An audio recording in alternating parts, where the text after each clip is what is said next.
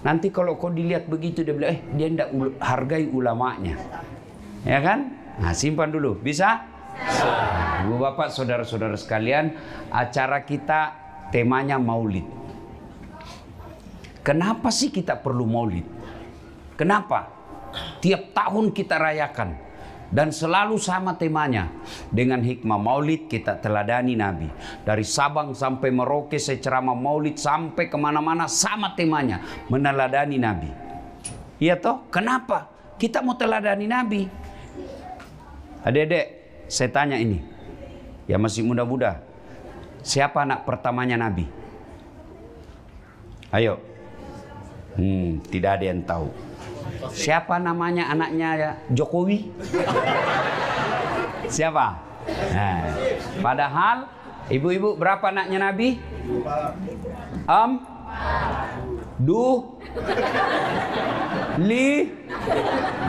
Itu ini pentingnya. Bagaimana kau teladani Nabi? Sejarahnya Nabi kau tidak tahu. Orang kalau mau mencontoh sesuatu, kita harus tahu yang kita mau contoh.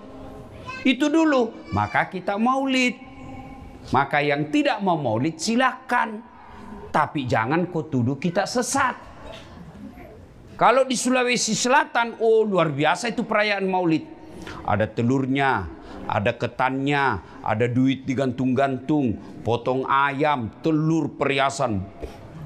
Untuk apa? Menarik perhatian supaya orang bergembira menyambut lahirnya Rasulullah Muhammad Sallallahu Alaihi Wasallam. Maka saya ajar anak saya si Ece di rumah.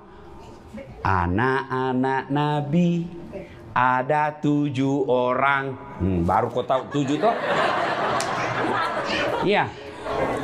3 laki-laki, 4 perempuan. Pertama Qasim, Abdullah, Ibrahim, Zainab, Ruqayyah, Ummu Kalsum, Fatimah. Itu ajarkan anakmu. Lagu-lagu seperti itu. Tidak usah lagu Cikampek, Tasikmalaya. Apa beling-beling? Apa gunanya itu Cikampek? Ya, jelas. Nah, karena waktu yang terbatas, kita tidak bisa cerita secara detail sejarah kehidupan Nabi. Yang ringkas saja. Pernah Nabi diusir dari Mekah. Rapatlah kafir Quraisy waktu itu. Kata Abu Jahal, wah bahaya ini Muhammad. Makin hari pergerakannya makin membahayakan. Makin banyak orang ikut sama dia. Makin kita larang dakwah, makin menjadi-jadi pengikutnya. Apa yang harus kita lakukan? Dari belakang ada yang usul. Ketua sidang, bagaimana kalau kita sogok dia duit? Dia bilang apa? Dia bukan bangsa Indonesia. Kasih serangan fajar. Kalau gitu kita kasih perempuan paling cantik. Kata yang lain, dia bukan pejabat Indonesia. Jadi kalau begitu bagaimana? Tidak usah banyak cerita. Apa? Kita bunuh saja dia. Tapi kan dia punya keturunan, dia punya bani, dia punya suku. Kalau kita bunuh, nanti Bani Hasyim melakukan perlawanan. Kata gampang, kita keroyok. Dia dan satu, kita dan kawan-kawan. Bagaimana? Jadi kalau Bani Hasyim keberatan, semua suku yang ada di Mekah bersatu padu melawan Bani Hasyim. Gimana? Setuju? Setuju. Cocok kalau begitu. Tapi ini rahasia rapat. Tidak boleh dibocorkan. Siapa yang membocorkan rahasia rapat ini, kita penggal lehernya. Oke, setuju? Setuju. Pulang seorang peserta rapat. Sampai di rumahnya dia cerita ke istrinya. Bu, ada rahasia. Tapi jangan kau ngomong-ngomong. Ini rahasia. Hanya kau yang saya kasih tahu ya. Kok bisa tahan rahasia? Bisa simpan rahasia? Bisa Pak, gampang. Diceritakan, besok Muhammad mau dibunuh. Rahasia ya? Oke. Besok pagi pergi beli sayur. Rahasia. Jangan ngomong-ngomong. Apa? Muhammad besok mau dibunuh. Rahasia. Jangan ngomong-ngomong. Yang sudah dikasih tahu, dia pergi lagi ke tetangganya. Rahasia. Akhirnya yang tadinya jangan ngomong-ngomong, akhirnya satu Mekah ngomong. Itulah sejak dari dulu perempuan jangan kasih tahu rahasia. Pasti bocor. Ini.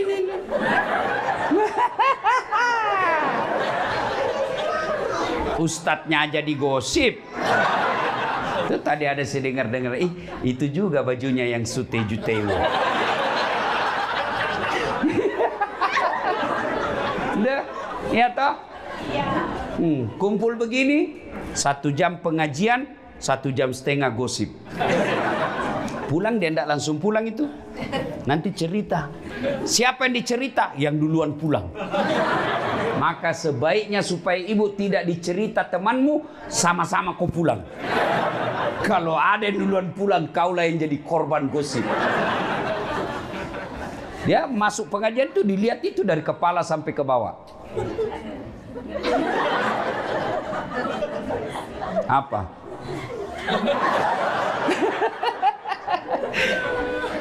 Hikmah pertama, tinggalkan gosip. Masa jauh-jauh tinggalkan di Indonesia ke Osaka hanya jadi tukang gosip.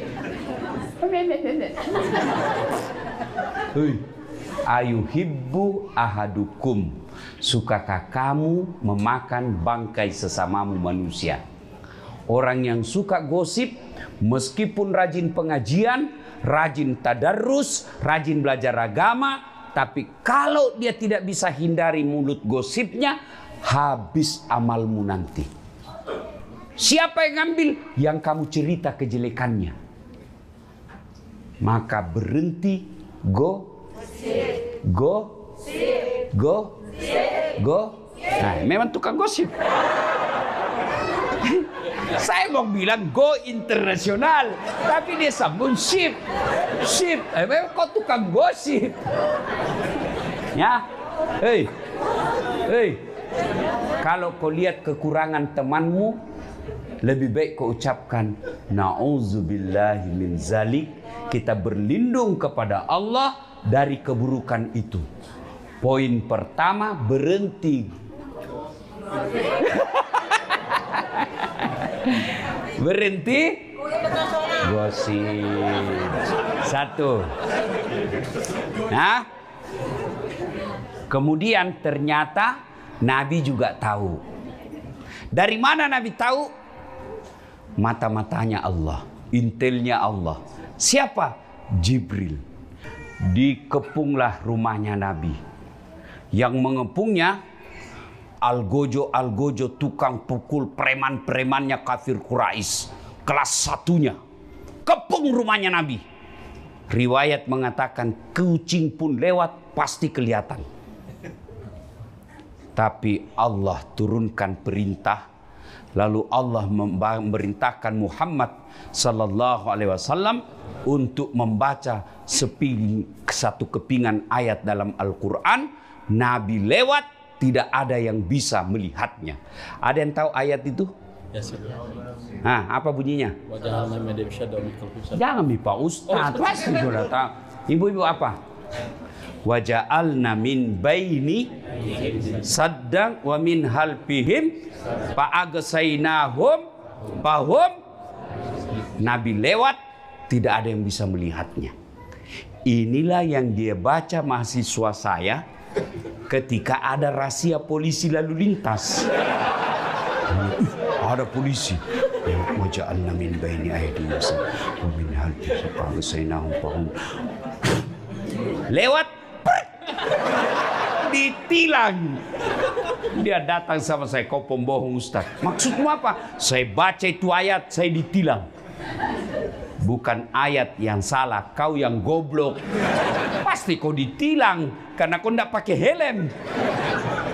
Inilah juga yang dibaca bapak-bapak kalau terlambat pulang. Padahal istrinya sudah menunggu. Apa kau baca? Kau kira saya tidak tahu itu ayat? Saya juga hafal. Maka ibu-ibu, hafal ini doa supaya tidak mempan doanya suamimu yang suka terlambat pulang. Ibu-ibu juga jangan selalu sangka buruk.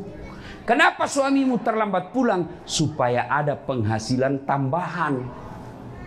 Ini kau lihat kasihan ini. Muka-muka kasihan semua ini. Jangan lagi kau tambah-tambah dengan takut-takuti. Hei. Kau kira enak jadi suami? Hah? Langsung dia jawab, kau kira juga enak jadi istri? Nah, berarti sama-sama tidak enak. Kalau begitu kenapa kau suami istri? Ya. Jadi Bapak Ibu saudara-saudara sekalian, Nabi keluar. Tidak ada satupun yang melihatnya. Nabi lewat. Begitu Nabi sudah pergi, baru sadar Abu Lahab. Terbangun mereka. Hai, sergap, masuk. Dibongkar pintunya Nabi, dobrak. Pak. Siapa yang didapati tempat tidurnya Nabi? Ali bin Abi Thalib, sepupu sekalinya Nabi, yang kemudian juga menjadi menantunya Nabi. Ya, sudah. Kemudian disergap, ditarik lehernya Ali bin Abi Thalib. Aina Muhammad? Mana Muhammad? Mana Muhammad? Saya juga tidak tahu. Akhirnya mereka keluar dari rumah Nabi. Lalu Abu Lahab bikin pidato. Wahai masyarakat Mekah, siapa yang bisa mendapati Muhammad, hidup atau mati, saya kasih kau hadiah 100 ekor onta betina hamil, tidak ada suaminya. Yang ketawa namanya onta. Hamil tidak ada suami. Masa ada onta akad nikah? Kita nikahkan si onta dengan saksi das atlatif. Pelecehan. Cuma sekarang banyak cewek mau saingan sama onta. Hamil tidak ada suaminya. Mudah-mudahan kalian semua dicintai oleh Allah. Amin. Dilindungi oleh Allah. Amin. Dilindungi dari laki-laki jahat. Amin. Jangan percaya laki-laki. Apalagi kalau dia lagi jatuh cinta. Mulutnya berbisa. Lebih bahaya daripada ular kobra. Modal hanya silver coin. Modal coklat. Bunga-bunga plastik. Kamu sudah lope-lope. Beleng-beleng. Kemanapun kau pergi, aku akan mengikutimu. Aku akan hidup semati. Pembohong. Apalagi kalau ada istrinya, jangan kau percaya. Apalagi kalau dia dia bilang, ini saya dalam proses perceraian, sebentar lagi saya akan bercerai. Jangan kau terima sebelum ada surat cerainya. Banyak kasihan perempuan jadi korban hanya karena mulut berbisa para lelaki. Yang kau lihat saya, bukan saya. Ya, cewek, kalau ada sama-sama kamu pekerja, kan sekarang tidak boleh lagi disebut tenaga kerja kan? Sekarang disebut pekerja imigran. Pekerja PMI, pekerja migran Indonesia. Tak boleh lagi disebut tenaga kerja. Ya. Maka kalian jauh-jauh tinggalkan tanah air. Lalu kau pacaran. Kau pacaran hanya berzina. Kasihan, lebih baik kau suruh lamar dia.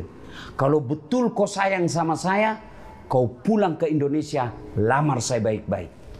Mahal pulang kampung, kau video call sama orang tua saya, lamar saya sebagai wanita terhormat. Begitu. Kalau kau tidak lamar saya dalam waktu sepekan, apa boleh buat? Kita putus. Kau kira cuma kau laki-laki? Banyak yang ngantri. Cuma karena kau sudah belikan adekku motor.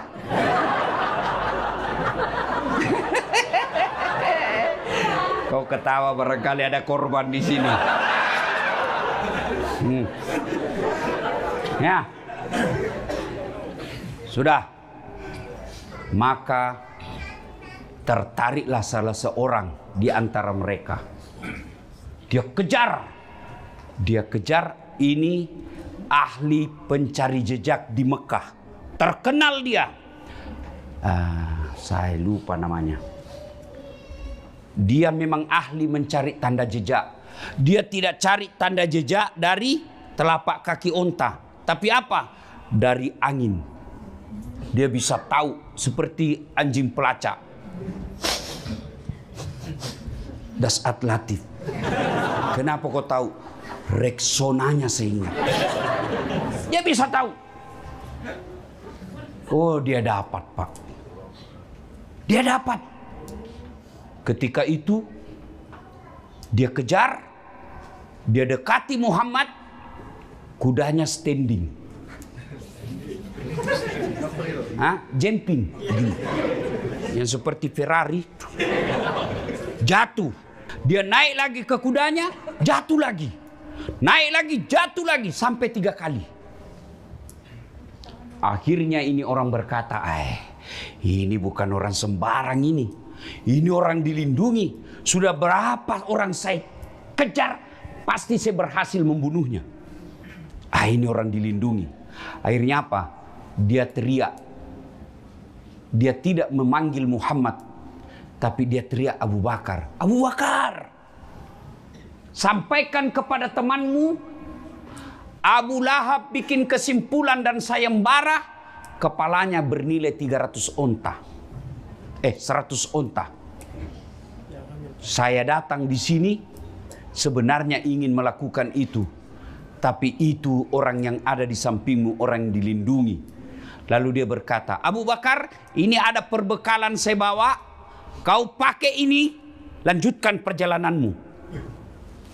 Muhammad bersembunyi di gua Zur. Gua apa? Gua Zur. Kalau tempat menerima wahyu, gua apa? Gua Hira. Sembunyi 3 hari 3 malam. Rasulullah bersembunyi. Sebenarnya didapat itu tempatnya Nabi bersembunyi. Didapat oleh Abu Jahal dan Abu Lahab. Diintip. Akhirnya mereka dikalahkan oleh akalnya. Allah turunkan bala bantuannya. Bukan dengan membawa malaikat yang membawa batu. Bukan dengan menurunkan tentaranya berupa burung ababil. Tapi apa yang Allah turunkan pertolongannya pada saat itu, yaitu laba-laba. Tahu laba-laba? Spider. Bukan Spiderman. Dia bikin sarang laba-laba di mulut gua. Akhirnya Abu Lahab berpikir, kalau ada Muhammad di dalam sini, tidak mungkin ada ini sarang laba-laba. Kenapa? Pasti koyak.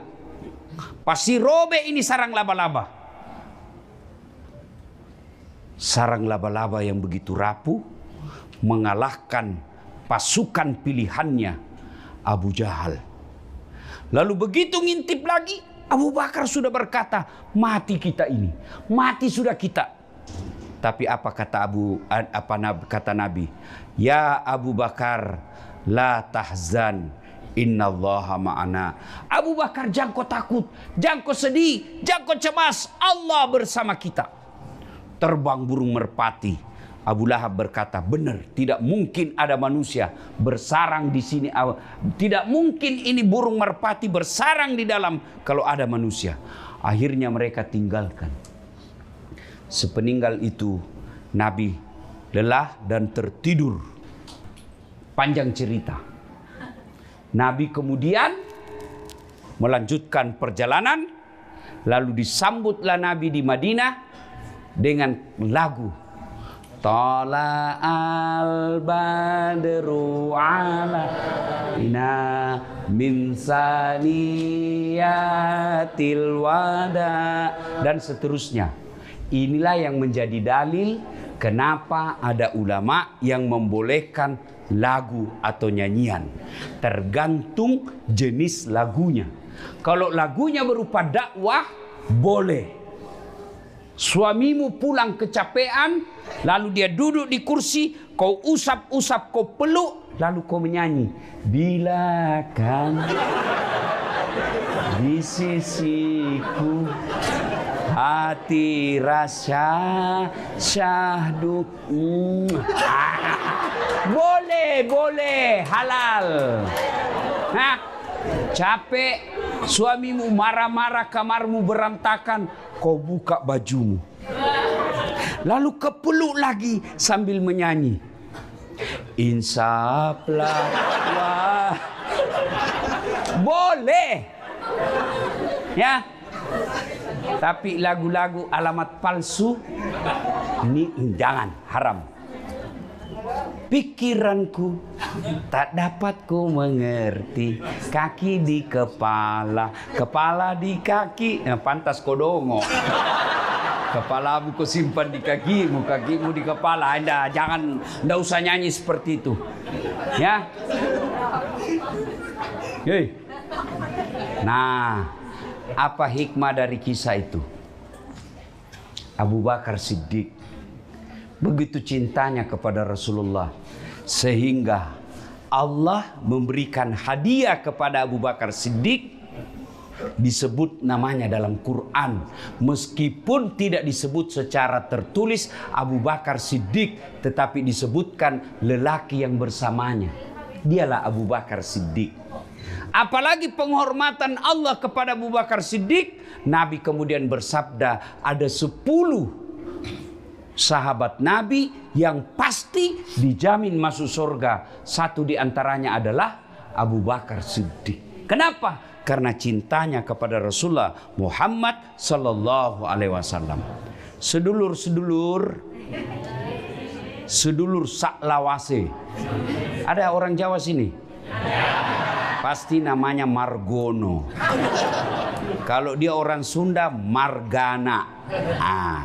Kalian Margana orang Batak. Margana Sitorus. Ikai dia orang Batak kalau ada Sitorusnya. Memang ini ibu-ibu luar biasa, ras terkuat di bumi. Weser kanan belok kiri. Begitu dikomplain, dia bilang, kenapa kau lihat weser? Mestinya kau lihat setir saya. Mana bisa dilihat setirmu? Ya, bu, kalau mau bersama Rasulullah, maka cintailah Rasulullah Muhammad sallallahu alaihi wasallam. Bagaimana cara mencintai beliau? Gimana cara mencintai Rasulullah? 1. Amalkan sunnah dan perintahnya. Apa perintah Rasulullah? Mohon maaf, maafkan saya ibu-ibu. Kalau ibu mau bersama Rasulullah, maka perintah Nabi, muliakan suamimu. Muliakan suamimu. Jangan kau jadikan suamimu tahanan. Bawaannya ya, tidak boleh. Baru suamimu pergi kerja, di mana kau? Di mana kau? Di kantor, video call. Jangan, Bu. Hei, muliakan suamimu. Perintah agama. Kalian juga suami, jangan tipu istrimu. Alasan kerja, rapat, ternyata pergi merapat. Maka yang baik, istri hormati suami, suami sayangi istri. Bagaimana prakteknya? Jangan kasar mulutmu. Apa yang kamu capai? Apa yang kamu mau capai kalau kau hina suamimu? Padahal suamimu lah yang carikan kau nafkah. Tapi suamiku jelek Ustaz, takdirmu. Allah memberimu jodoh yang terbaik. Kenapa? Karena kalau cakep suamimu, pasti dia malu jalan sama kamu. Kenapa? Karena kau juga jelek. Sudah ngerti kenapa suamimu jelek? Ngerti? Sudah ngerti kenapa istrimu jelek? Karena kau juga jelek. Maka saling menghormati. Iya. Hei. Tutur kata yang lembut. Jangan memaki. Tahu enggak kata Nabi? Ada 4 perempuan menjadi bahan bakar api neraka. Bahan bakar api neraka. Satu di antaranya perempuan yang suka menghina suaminya. Kau suka hina. Tapi kau 4 kali hamil.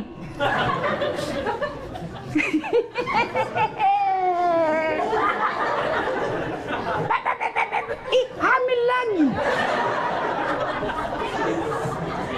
Enak enggak hamil ibu? Enak enggak? Menderita? Iya. Kenapa kau ulang-ulang?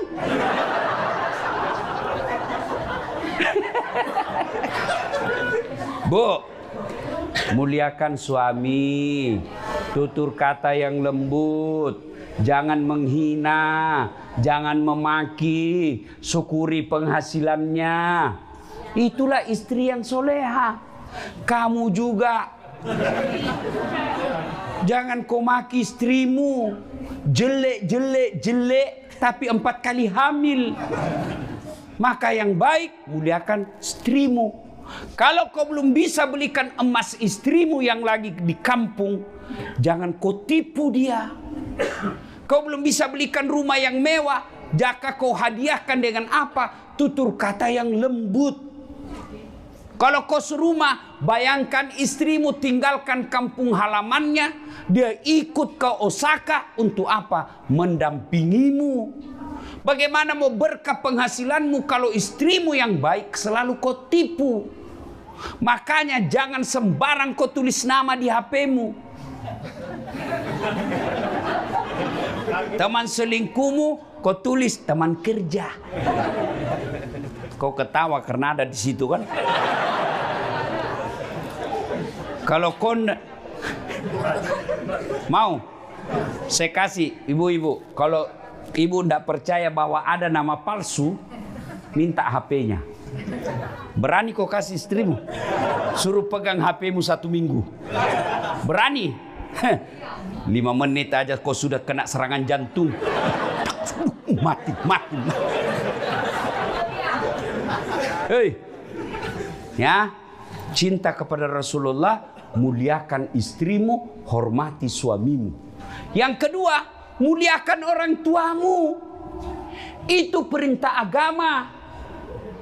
Jangan sampai kau jauh-jauh merantau ke sini, lalu kau biarkan orang tuamu kosong rekeningnya. Mending kalian yang kosong rekeningmu daripada orang tuamu yang kosong rekeningnya. Jangan sampai usia orang tuamu sudah 70 tahun, tapi beliau masih cari nafkah. Sudah saatnya orang tuamu menikmati penghasilanmu.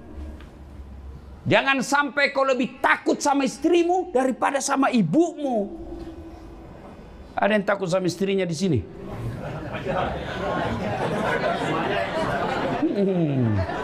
Kalau kau takut sama istrimu, berhenti kau jadi laki-laki. Apa kau mau takut sama istrimu? Semua gajimu diambil. Semua. Apain kau takut? Dia ngamuk Ustaz. Kenapa kalau dia ngamuk? Dia menangis Ustaz. Tidak apa-apa, bukan juga darah air matanya. Dia pecahkan piring. Tidak apa-apa. Piring boleh dibeli lagi. Dia pecahkan televisi. Alhamdulillah berhenti dia nonton. Piring, gelas, TV boleh dibeli. Harga diri sebagai suami tidak boleh diinjak-injak istri. Takbir.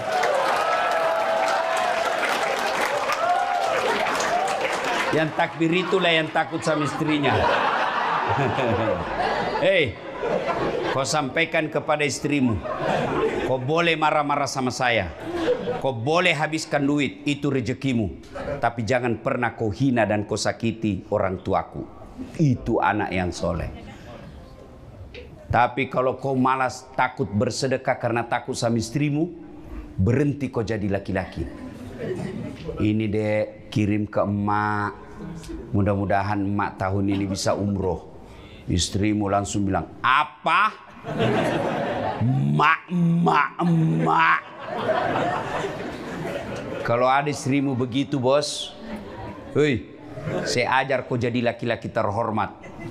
Kalau ada istrimu begitu, jangan kau ceraikan. Kasihan, jangan kau talak. Kasihan dia. Gimana Pak Ustadz? Tambah jadi 2. Biar dia tahu rasa. Hah? Hei. Mulai hari ini transfer orang tuamu tiap bulan.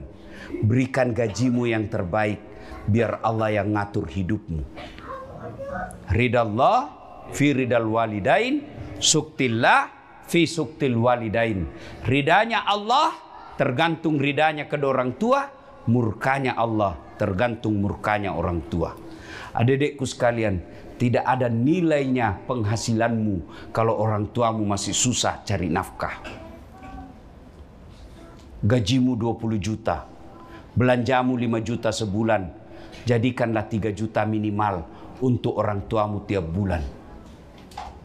Itulah penghasilanmu yang berkah.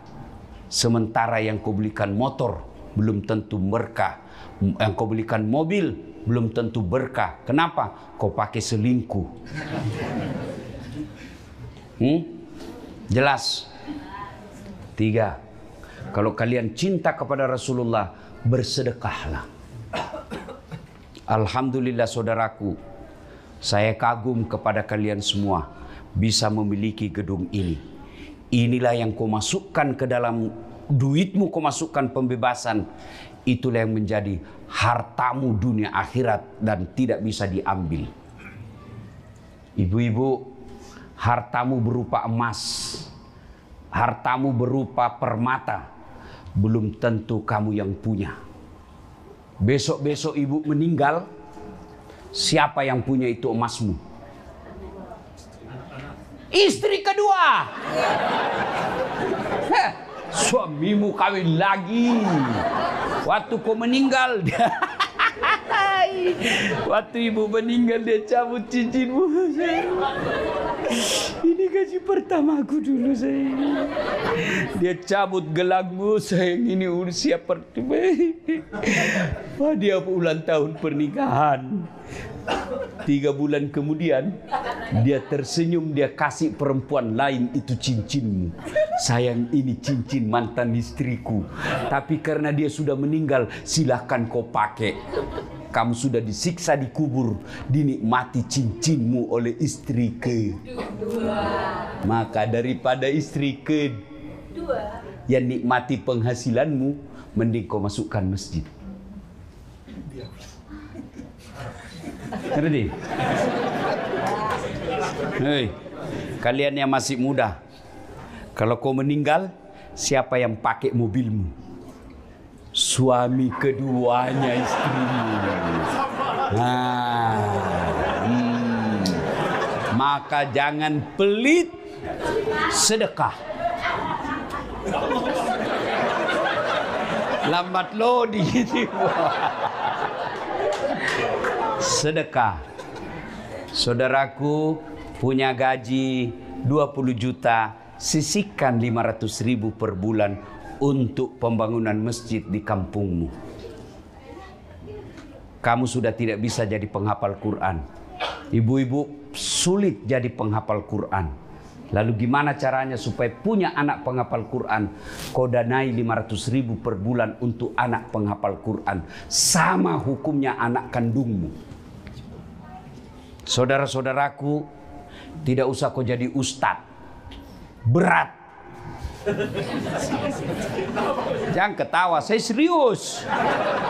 Tapi sisihkan penghasilanmu 500.000 untuk ustadz di kampungmu. Itulah hartamu yang tidak bisa digugat orang. Hartamu yang setengah mati kau kumpul jadi rumah. Begitu kau meninggal karena tidak ada istrimu, saudaramu yang perebutkan itu penghasilanmu. Lebih baik kau jadikan penghasilanmu, kau biayai penghafal Quran, kau biayai ulama, kau biayai penceramah. Tiap bulan kau kirimkan 500.000. Darah dagingnya jadi 500.000 itu jadi darah dagingnya. Selama dia pergi dakwah, selama itu kau dapat pahalanya seperti pahala ustadz. Jangan malah kau undang ustadz, kau remehkan, kau tidak hargai, kasih amplop ternyata salah tukar. Saya pernah rasakan ustadz. Amplop tertukar ustadz. Saya naik di mobil, saya buka lah amplop saya. Alhamdulillah dapat rezeki. Begitu saya buka, susunan acara. Ketawa senangnya ustadz, jelek nasibnya. Hah? Hei, muliakan ulamamu. Tidak mungkin agama lain yang memuliakan ulamamu. Siapa? Kalian sendiri. Berikutnya kalian cinta kepada Nabi karena waktu terbatas. Amalkanlah sunnah-sunnahnya. Amalkan sunnah. Kalian yang bisa pelihara jenggot, peliharalah. Karena itu sunnah. Tapi kalian yang kau lihat orang tidak pelihara jenggot, jangan kau anggap dia bukan sunnah. Saya kan dikategorikan tuh di medsos awal-awal itu mulai hijrah, sunnah-sunnah. Saya dikelompokkan. Ini Ustadz sunnah. 1, 2, 3, 4. Ini Ustadz tidak sunnah. Namaku ada di dalam. Saya tanya, kenapa kau tuduh saya tidak sunnah? Dia bilang, buktinya kau tidak pelihara jenggot. Mau diapa kalau tidak mau tumbuh? Ya mas ya. Nggih. Jadi kalian lakukanlah sunnah sesuai kemampuanmu. Yang mau pakai celana jingkrang silahkan. Tapi yang tidak pakai celana jingkrang jangan kau tuduh tidak sunnah. Berbeda itu indah. Berbeda itu bagus. Dalam sholat aja orang berbeda. Iya. Ada orang takbir begini. Allahu Akbar. Ada juga yang Allahu Akbar. Meletakkan telapak tangannya dan dia lipatnya juga berbeda-beda. Ada yang begini, ada yang begini, ada yang di atas pusat, ada di bawah pusat, ada juga yang begini. Indah kan? Silakan. Jangan kau hina orang yang berbeda. Kamu yang mau begini silakan. Jangan kau rendahkan orang yang begini. Kalau semua benar, yang mana salah Ustadz? Ya kalau kau pakai semua. Allah.